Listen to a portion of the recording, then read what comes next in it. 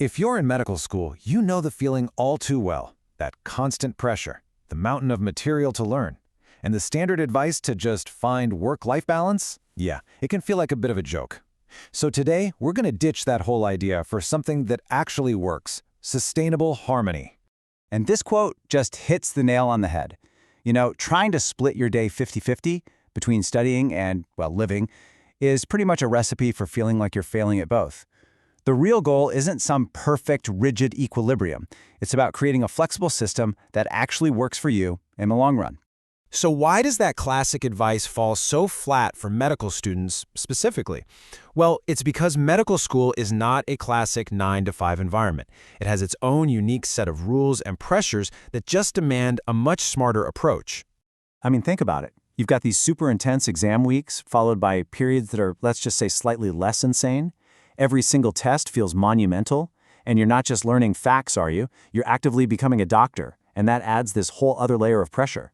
Plus, you're always carrying the weight of knowing this all leads to caring for real patients one day. A simple 50-50 split just can't handle that kind of reality. Okay, so this is where we make the pivot. If balance is the myth, then harmony is the goal. It's a way smarter, way more forgiving, and ultimately a much more effective framework for actually thriving, not just surviving, in med school. Let's just break this down for a second. The key words here are adaptive and flexibility. See, harmony means your academic life and your personal life aren't in this constant tug of war for your time. They're integrated.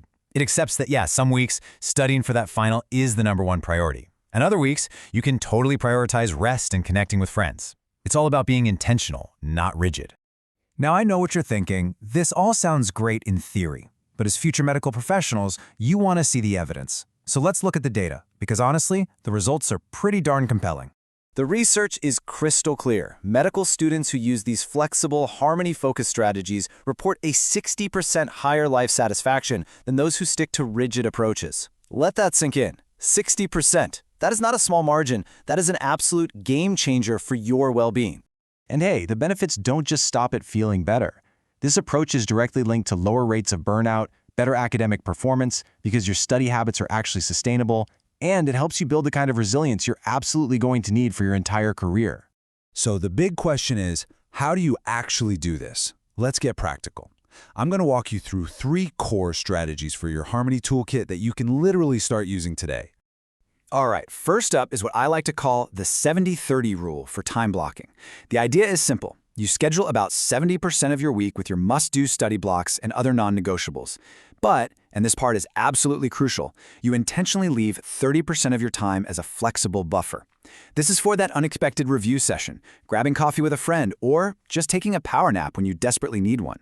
That protected flexibility is the secret sauce that makes the whole structure sustainable. And this slide right here perfectly shows that adaptive part of harmony we were talking about. This ratio is not set in stone. Leading up to a huge exam, you might shift to an 85-15 split, really getting structured.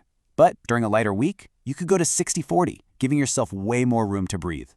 The point is, you are in control of the system. It doesn't control you. Tool number 2 is a total mind shift. Manage your energy, not just your time. We all have those times of day when we feel sharp and ready to go, and other times when we're just fading. Harmony means matching the task to your energy level. Use your peak high-energy hours to tackle difficult new concepts.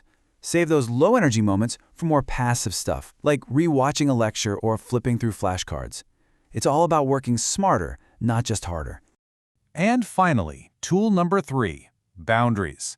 Listen, protecting your time and energy is not selfish. It is essential. Here are some super simple, polite scripts you can use.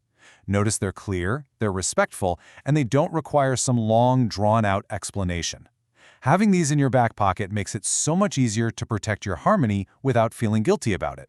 Okay, so we've got the tools. Now let's look at how to actually put them all together and start designing a week that really, truly works for you.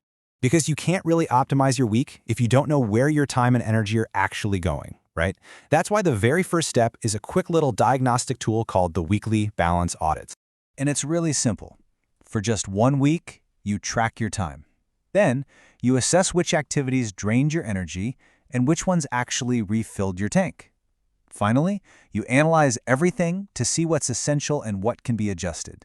This gives you the personal data you need to apply the tools we just talked about effectively. But let's be real, your schedule doesn't exist in a vacuum. True harmony also means managing the world outside your study plan, and that especially means managing the expectations of family. You've got to be proactive and communicate with your loved ones. Help them understand just how intense med school is, maybe by even sharing your schedule with them. And don't be afraid to ask for specific support, like asking for some quiet time or even just an encouraging text. It's about working together to find a middle ground that honors both your commitments and your relationships. So here's the crucial point, the main takeaway. Sustainable harmony isn't about sacrificing your ambition for the sake of your well-being or the other way around. It's the strategy that actually lets you have both.